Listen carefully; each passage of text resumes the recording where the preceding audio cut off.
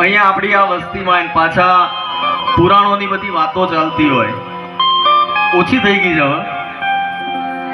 ગરુડ પુરાણ એવું કહે છે કે કોઈ પણ આત્મા જ્યારે આ દેહ છોડે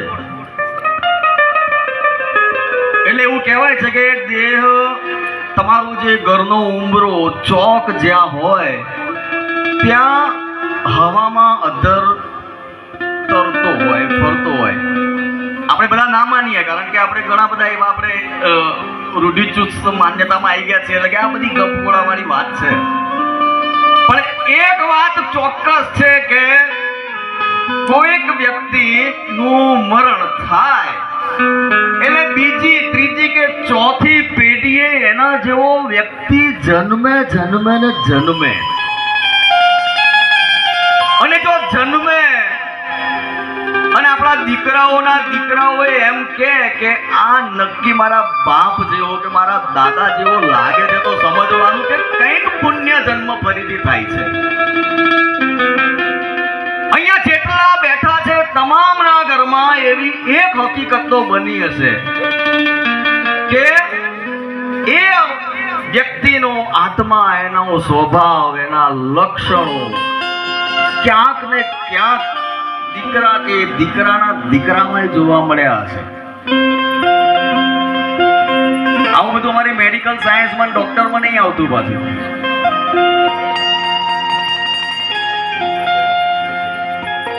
એના માટે દિલના, અંદરના, અંતરના, આત્માના ડોક્ટર બનવું પડે.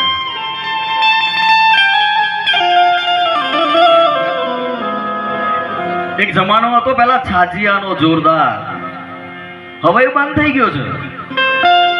આપણે એમ કહીએ છીએ કે ના કૂટાય, એના કઈક રિવાજ હશે ને કૂટવાના.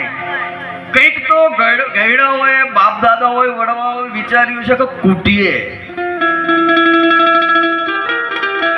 અમારી ઉંમર 40-45 વર્ષની થઈ હશે તો અમે થોડું ઓછું જોયું છે, પણ જોયું તો છે કે કંઈક કૂટાય છે. રાજકારણમાંય કૂટાય, સમાજમાંય કૂટાય, કુટુંબમાંય કૂટાય, કોઈ મરી જાય ત્યારે કૂટાય. પણ દરેકના કૂટવાના અલગ અલગ નિયમો ને સ્વભાવ ને સંસ્કાર હોય. એ આત્મા જ્યારે હવામાં લટકે ત્યારે જોવે ને વિચારે કે મારા મરી ગયા પછી મારા કુટુંબીજનો, મારા સ્વજનો, મારા આજુબાજુના લોકો મારા વિશે શું વિચારે છે. આપણે જે વાતો કરતા હોય એ વાતોને નિરીક્ષણ કરે કે હું કેવું જીવ્યો છું.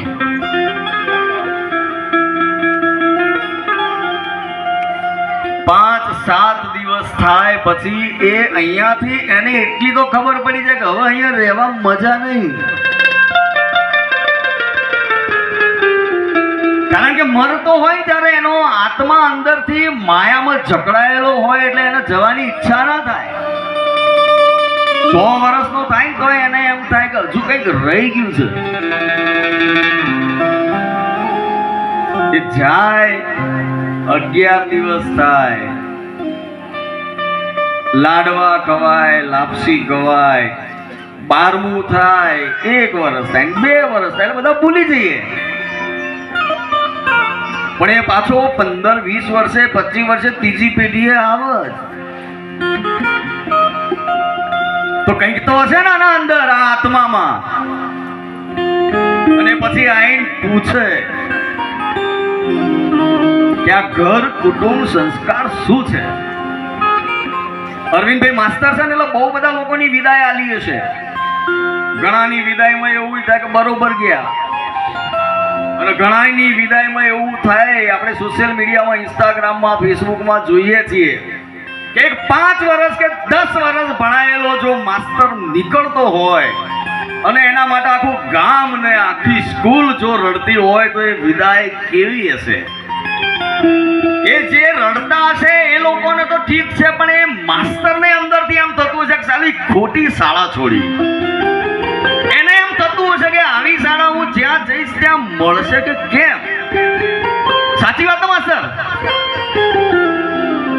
પછી એનું અનુકરણ થાય અને એના સાપેક્ષમાં એની સમાનતા સર્જાય.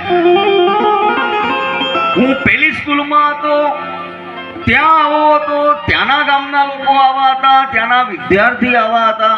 અહીંયા આવ્યો છું, આવું ગામ છે, આવા વિદ્યાર્થી છે, એમ કરતા કરતા રિટાયર્ડ થઈ જાય. પણ એ વિદાય અને રિટાયરમેન્ટની વિદાયમાં જમીન આસમાનનો ફરક છે. કોઈ વ્યક્તિ 80 વર્ષે, 90 વર્ષે, 100 વર્ષે પૂરું જીવી જાય એટલે પુરાણો એવું કહે છે કે તમને એના માટેની મોહ માયા ધીમે ધીમે ઓછી કરી દે. આપણે બેઠા હોય ને બાપા જીવતા હોય એટલે આપણે એમ કહીએ કે હવે બાપા બધું પૂરું કરી દીધું છે.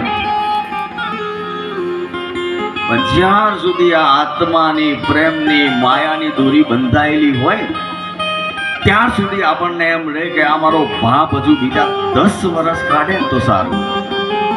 અને એ બધું અહીંયા એમને એમ નથી બોલાતું, અહીંયા બધું વીતેલું જ છે. કશું નથી વીત્યું ને એવું બાકી નથી.